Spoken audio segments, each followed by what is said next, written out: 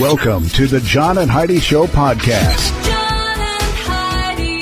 Here's John and Heidi. Thank you so much for listening to the John and Heidi Show on a Friday. Hey, baby, how you doing? It's Friday. It is Friday, and that's awesome. good. Coming up later in the program today, going to be visiting with the author of a book called Blue Moon, Wendy. I think it's Corsi Staub, I think is how you say it. It was an excellent book. I'll say I did not get a chance to read it. I handed it off to Heidi, and she wouldn't set it down. You are not really a fiction reader, but I love them, especially if they're murder mysteries. Yeah, that's love those books. She's got a couple others in the series. We'll chat with her coming up later. I in read the that book program. in less than 24 hours. I know, because you wouldn't talk to me for like a It whole was weekend. fantastic. It's like, hey, Heidi, I was going to see if you wanted me to go to the store. And Shut up! I'm busy reading. I'm like, oh, okay. Well, it was really good. If you get a chance to read this I'm starting one, to get you concerned. should read this one. You haven't eaten for days. Hey, while only 8% of American women have an hourglass figure where in the waistline is at least 9 inches less than the bust, most clothing is designed to fit that shape. So they're saying maybe we have a problem. All the clothing is designed to fit a shape that only 8% of women have. Yeah. So maybe the clothing makers need to start thinking about things that, people could actually wear. Just a thought. Coming up, got some special things happening today. We'll tell you all about that in just a bit. John and Heidi. Today is a special day, Heidi. Do you know what today is? What is today, John? I thought you'd never ask. It's Friday, August the 19th. Today is Aviation Day, so if you're going to fly somewhere today, hey, you're celebrating the right way. It's also International Orangutan Day. I think orangutans are pretty cool. I don't like orangutans as much as apes. Okay, well, yeah. Apes are cooler, but orangutans are pretty cool. Gorillas are awesome. Okay, gorillas are cooler too, but orangutans, at least they have a day today. They have a day. That's nice. They're It's kind of also- ugly, really. Would you stop it? It's also... Well, I've got a bunch of orangutans listening that are going to send me an email. Not anymore. It's Men's Grooming Day today as well. You have anything bad to say about men? Yeah, shave off your beards. Beards are horrible. Would you just stop? It's World Humanitarian Day today, and it's Black Cow Day and Root Beer Float Day. We're going to chat about black cows later in the program. Thanks for listening to the John and Heidi Show on a Friday. John and Heidi. Email marketing is affordable and a proven way to grow your business. If it's done right, you can stay in contact with your customers to let them know when you have new things to offer. You stay in control the whole time, too. You decide when messages are sent, and you decide what is being said. So you're constantly in control of your business image. You can do this, but don't try it on your own. Team up with one of the biggest names in email marketing, Constant Contact. Sign up for a free trial right now at radiosavings.com. Sign up now at radiosavings.com. John and Heidi. You know it's true because you heard it on the radio. Gas chambers. That's usually not the kind of place where you'd come up with a good story. I mean, you just wouldn't. But say the words gas chamber, usually there's gruesome images, bad things. And animal shelters all over the country sadly have to utilize this method for animals that are going to be put to sleep. Oh. We talked about something about this not too long ago, and I got calls. Gas chambers, don't they just give them a shot and they just fall asleep? I'm reading the story about what happened here. I just want to say something quickly.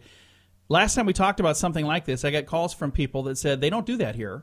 That's like the very last resort. So I want to make sure that we point that out because I don't need the calls again. You're certainly welcome to. We're glad you're listening. Anyway, that's where our story begins, though. A city gas chamber for a dog that was to be euthanized, and there was a 1-year-old, I don't even know how you say it, Basenji, Basenji mix. Okay. Had run out of time. This canine had other ideas, though. When they opened the door, the dog walked back out. Very much alive. Holy His tail cow. and tongue wagging with joy. And then amid the caress of half a dozen other dogs that were, or amid the carcasses, rather, of half a dozen other dogs Holy that cow. didn't make it, Animal Control Supervisor Rosemary Ficken had never seen such a thing, didn't have the nerve to close the door and turn it back on. So this 30-pound orange dog beat the odds, and she said she should live on. So this puppy dog, this little 1-year-old Basenji mix, I'm probably not saying that right, made it through, and they decided Holy cow. Going to give you a stay of execution. You get to stay alive. How cool is that? That's interesting. So I wonder how the dog did. You think she held her breath or what happened? Or maybe she was immune to that somehow. I have no idea. It might be a creature from Supernatural. Ooh, there you go. Our daughter's been watching that show. That has been. I hate watching it, but then I can't quit looking at it. I'm like, you can't turn away. So when you guys are watching that, they have it on the DVR. I'll walk in. I'm like, oh no, I got to leave quick before I get hooked because I can't do this. Anyway, this is just crazy, and this really truly happened, and you know it's true because you heard it on the radio. John and Heidi. The John and Heidi Show is brought to you in part by the Keystone Treatment Center. This is your brain, and this is your brain on drugs. We share silly stories here on the program, but addiction is no joke. If you or someone you know suffers with an addiction to drugs or alcohol, make today the day you seek help. Call toll-free 844-204-1055. That's a toll-free number. Again, 844-204-1055. And this is your brain on drugs. Today we head back to 2001 for a story on this date in history of two bungling heroin smugglers who were jailed in England when they put $715,000 worth of heroin into their fuel tank. But the diesel ruined the drugs and made the car break down. Oh, man. So, not learning from history, these same idiots tried to smuggle $1.4 million of heroin using the same method. This time, police stopped the car and seized the drugs, and they were also ruined, by the way. And these guys also got to go to jail for quite some time. So there you go. That's what happens, kids, when your brain is on drugs. Don't do that. We've got your moment of duh on the way. We also have Scoop of the Day coming up here in a bit. And don't forget, we've got an interview with the author of the book, Blue Moon. Heidi was super excited about the book. You said it was a good book? Such an amazing book. Such an amazing book. See, I didn't read it. I like movies it. that are, or books that are like scary and twisted and bizarre. It was excellent. Don't give it away because I want to be able won't. to ask her some good stuff. That's all coming your way in a bit. Thanks for listening to the John and Heidi Show. John and Heidi. Your moment of duh today takes place above ground. I mean, 20 feet above ground. A man climbed up on a ledge because of the heat, apparently. I don't know why that would help in the heat, but he fell asleep. And he stayed asleep even as rescue efforts tried to keep him from falling. He slept through the rescue operation, only woke up after a fire crew started using noisy aerial platforms to get over to him. By that time, they already had him lassoed by the feet, and they had a rope dangling down through an open window above this ledge. They pulled him back into the room. The man in his 20s ran off. According to one of the rescuers, the crew did an excellent job considering they had to make eye contact with him the minute he opened, so they couldn't just grab him that second and haul him in. They had a chance to realize it. When he had a chance to realize what was going on, all of this could have gone horribly wrong. He said, this is a long quote, I honestly thought he was going to go. What? All he had to do was move a couple of inches, and he was off. Oh, they thought he was going to fall off. Right. I see.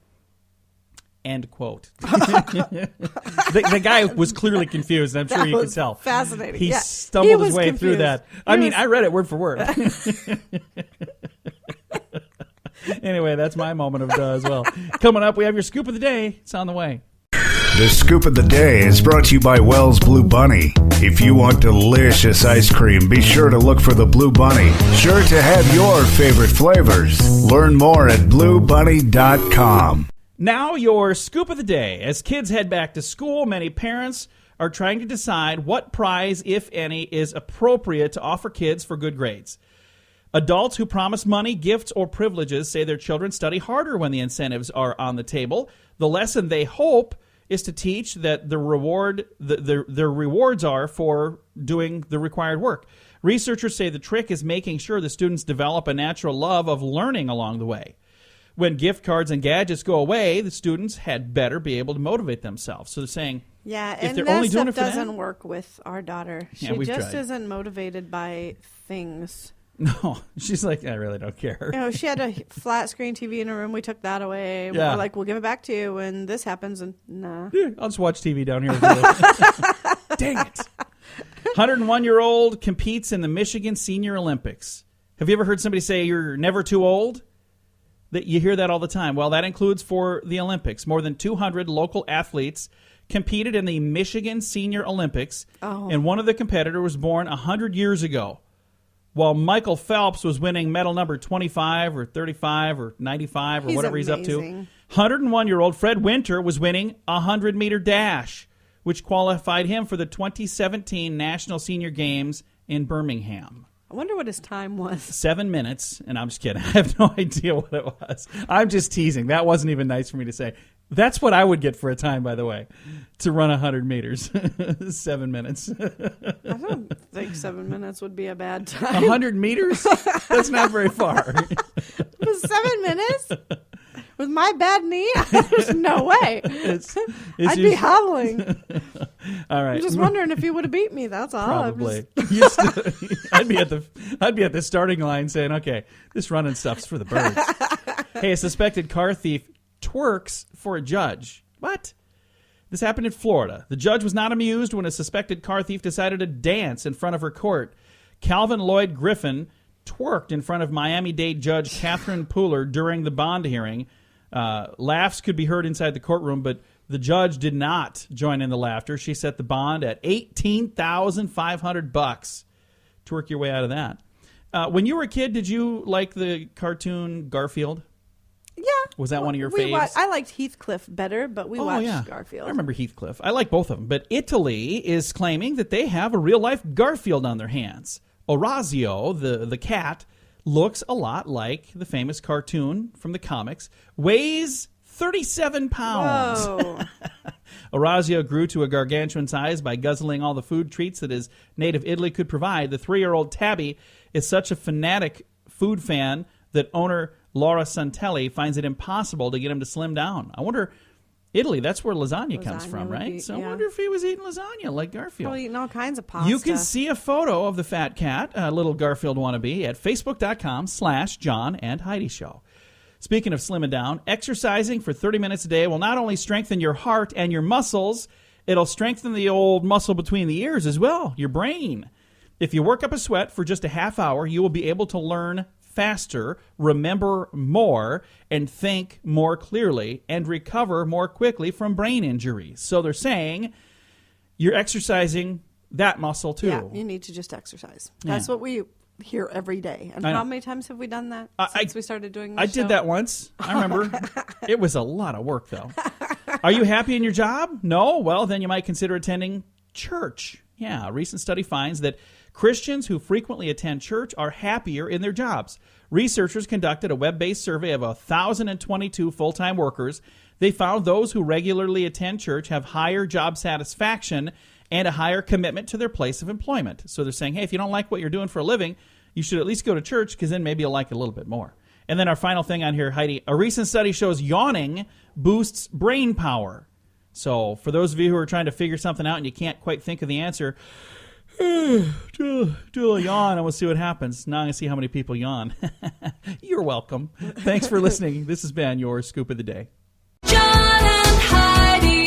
Whether you're following the election or not, you understand that it impacts you. And this will be a historic election. The mainstream media has their own spin on who's going to win, but PoliticalStorm.com lets you chime in. You can keep yelling at the TV if you want. See how that works out. Or truly voice your opinion and have it heard at PoliticalStorm.com. Be informed from several different sources all in one place. Watch videos, listen to podcasts like mine, and read fun editorials to engage your brain. You have a choice, and now you have a voice, too, at PoliticalStorm.com. That's PoliticalStorm.com.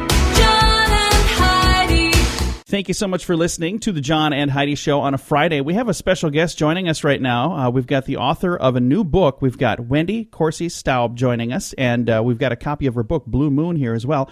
Wendy, how are you? I'm great, thank you. How are you? Fantastic. Thank you so much for joining us today. First of all, this is not your first book, is it? No, this is maybe my 80-somethingest book. I was going to say you've done a couple of these before. Now, I've done a few. what was it that got you interested in becoming a writer to start with? You know, it was my third grade teacher who I wrote an essay about Abraham Lincoln, and she told me I was talented, and I never forgot it. So third grade, I went home and told my mom that this is what I was going to do when I grew up, and never really changed my mind. So I always like kids to know that, you know, if I could do it, you can do it, whatever you want. Just set your mind to it. Yeah, exactly. That's really cool. Now, what was that very first book that you had written way back when you started?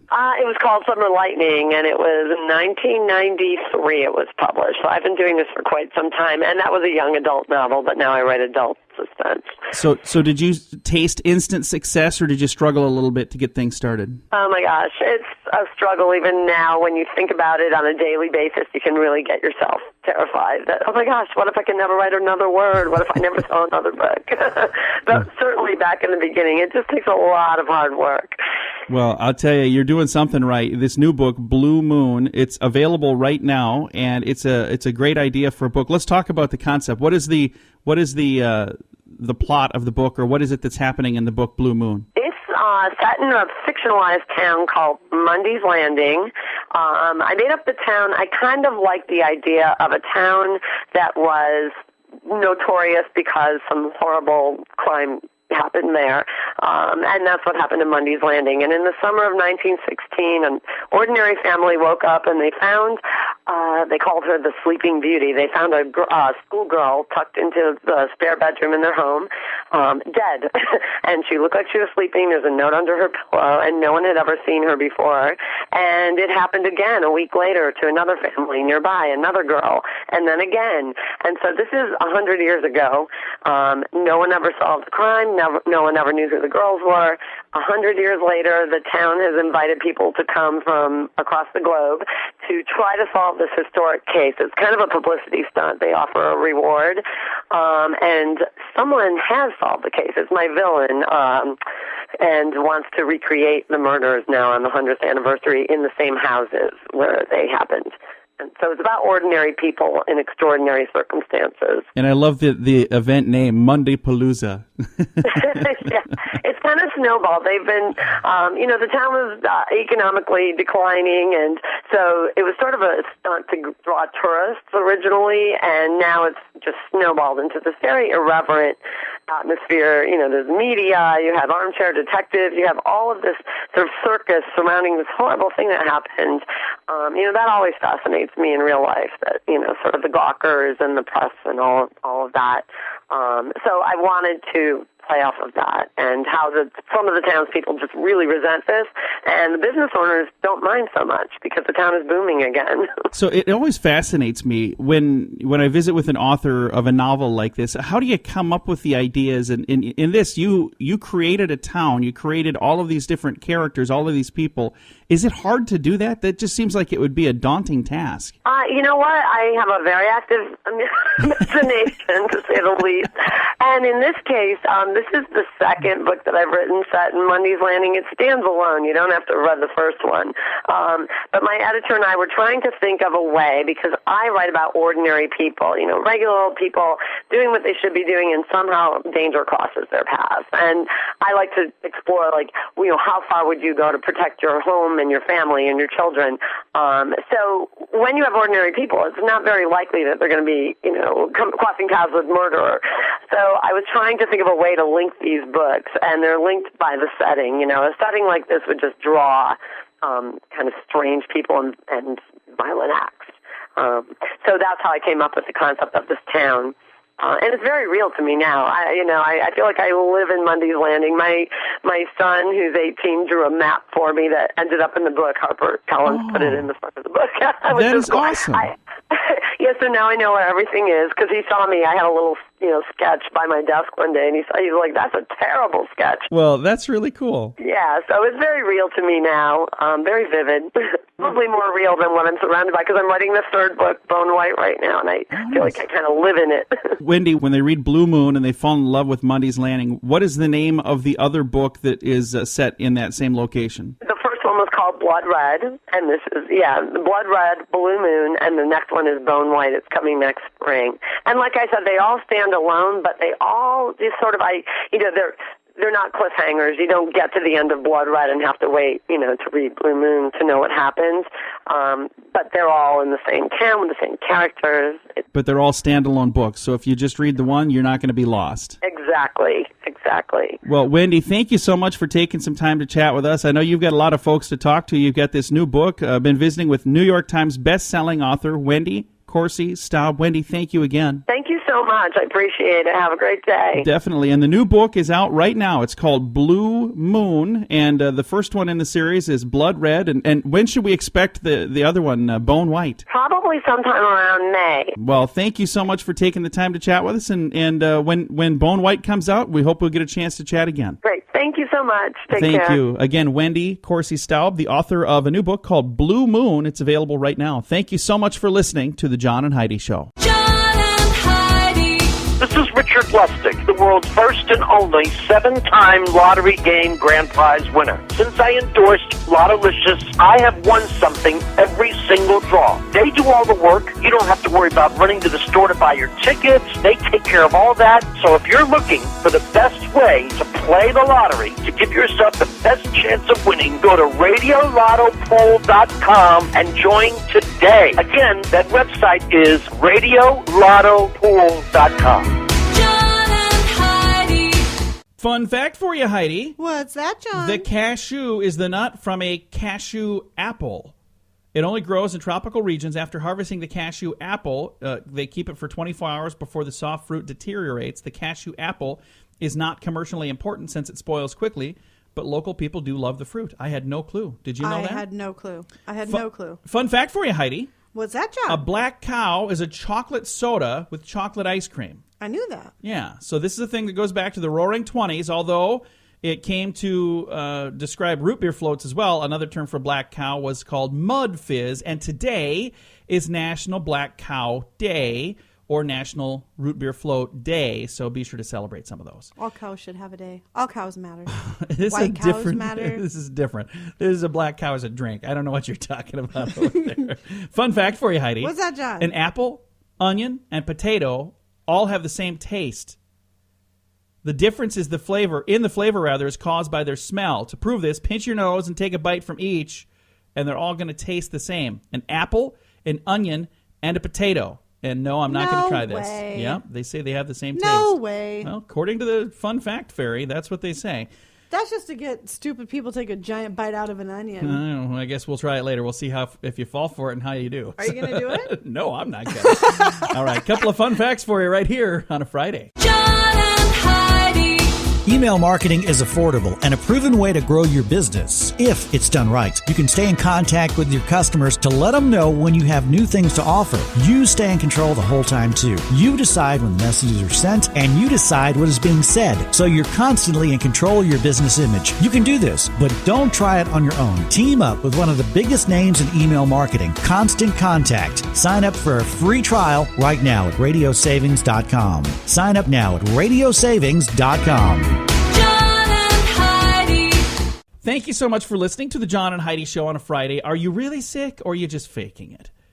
1 out of 3 bosses find... what is this here? 1 out of 3 bosses are onto your game. What are you laughing about over there? We are professionals, folks. Don't try this at home. Don't. No, it looks a lot easier than it is, just so you know.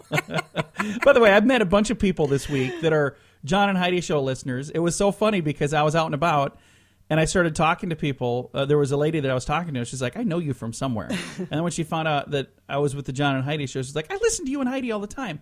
I usually agree with Heidi. I was like, well, thank you. I appreciate that. I decided I don't want to supersize it then. Anyway, if you're calling in sick, your boss probably knows what you're up to. Career Builder has a survey. They say 33% of workers have played hooky. So here are some of all of that to get to this. Here are some of the big things the reasons people played hooky.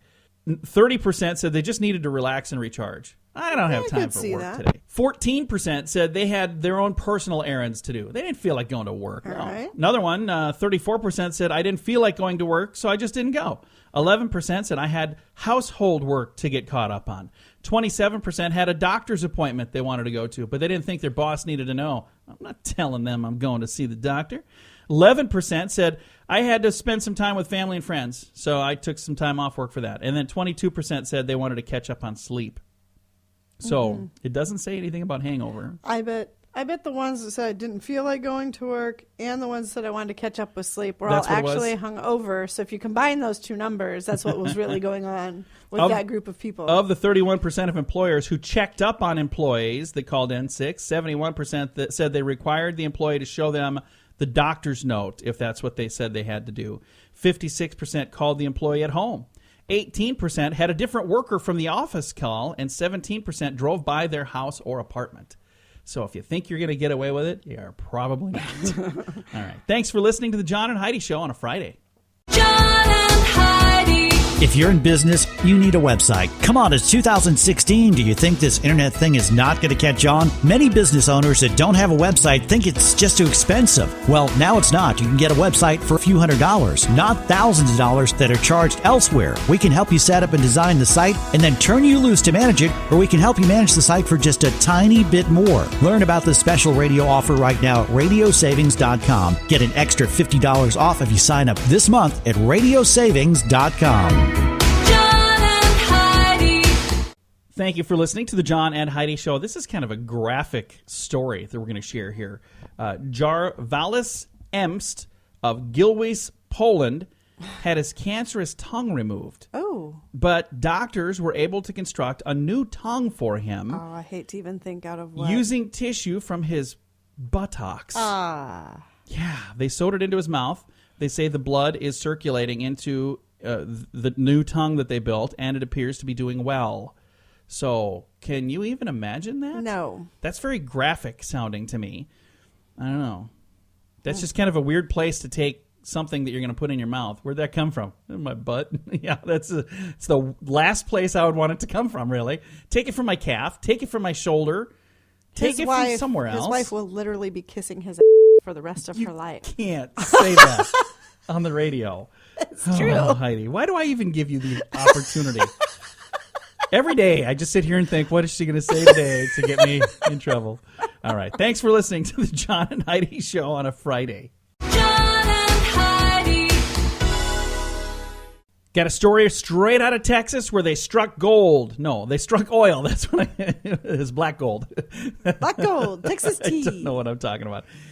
And that would be a good thing, right? To strike oil? Absolutely. Black gold, Texas tea? Well, it wasn't this time because they struck oil with their plumbing. A sludgy black substance has been polluting the tap water at Randolph Air Force Base.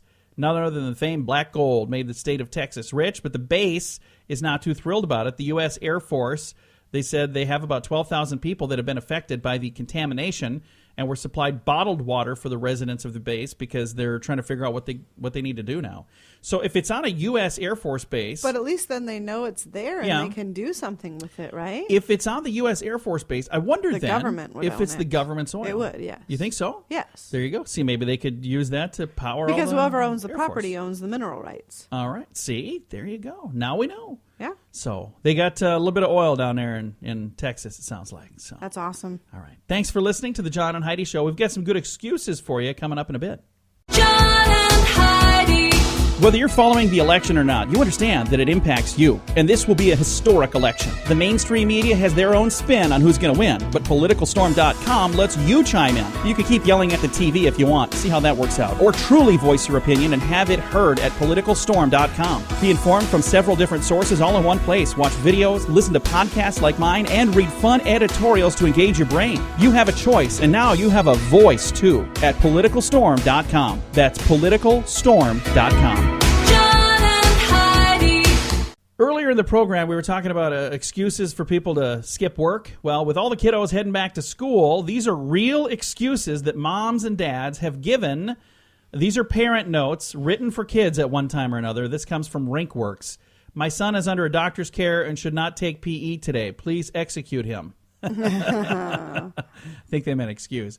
Please excuse Lisa for being absent. She was sick and I had her shot. I think they meant I had her get a shot. Please excuse Gloria from gym today. She's administrating. I think menstruating is And what they meant. they spell Jim, J-I-M.